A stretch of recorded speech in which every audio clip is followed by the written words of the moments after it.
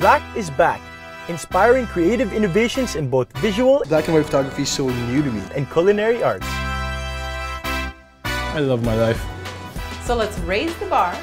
Yummy, right? Yes. Live the high life. Oh, baby.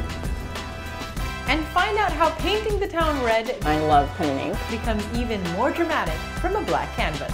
I just put waves. Yeah, that's pretty much what I'm doing too.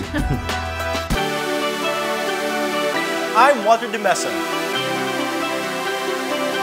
I'm Karen from Tuan.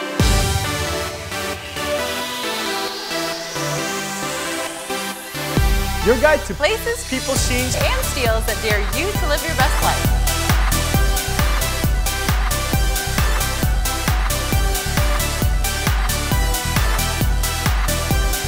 to raise the bar Live the highlights. Here on this Listed. day.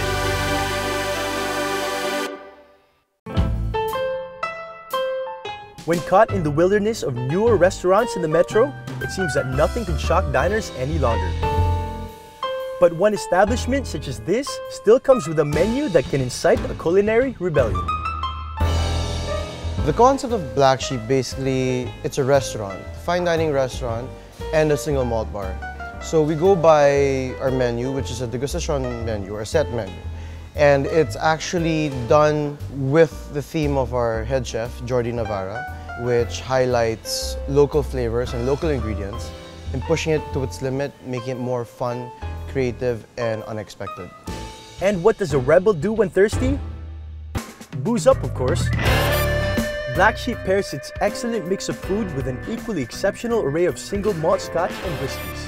If you're a prawn lover, this is gonna throw you in for a loop. There's prawns cooked in 3 different ways. For the prawn trio, what we try to show in that dish is the levels of flavors of the prawns. Like the steamed prawn symbolizes the sweetness, the freshness of the prawn by itself.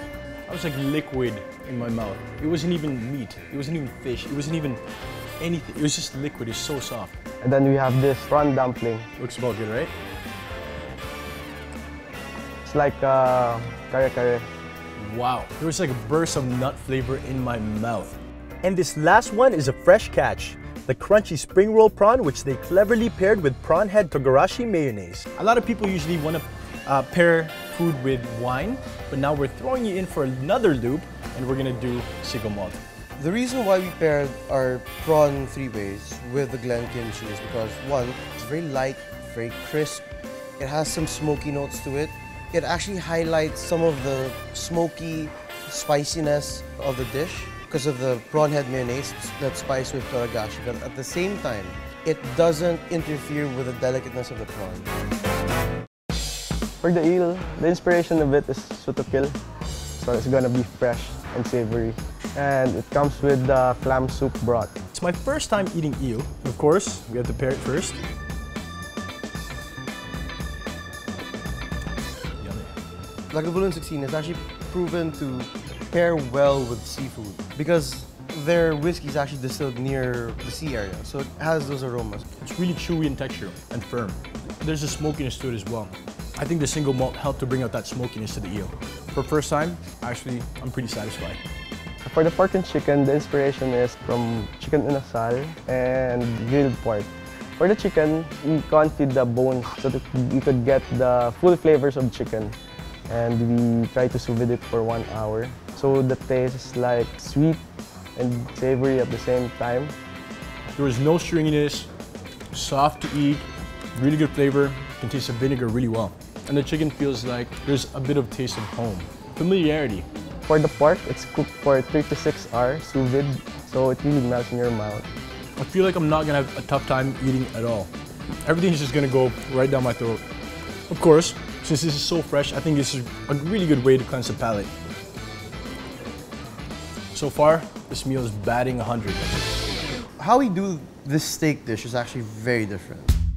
We cook it sous vide again, and then we blowtorch it. It's cooked medium rare, which I love. You can still see some bloodiness in it.